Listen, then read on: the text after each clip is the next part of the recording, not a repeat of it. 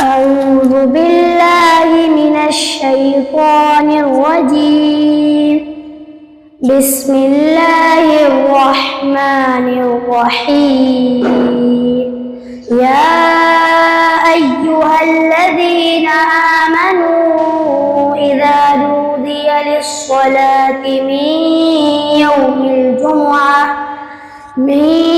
يوم الجمعة فاسعوا إلى ذكر الله وذروا البيع ذلكم خير لكم إن كنتم تعلمون.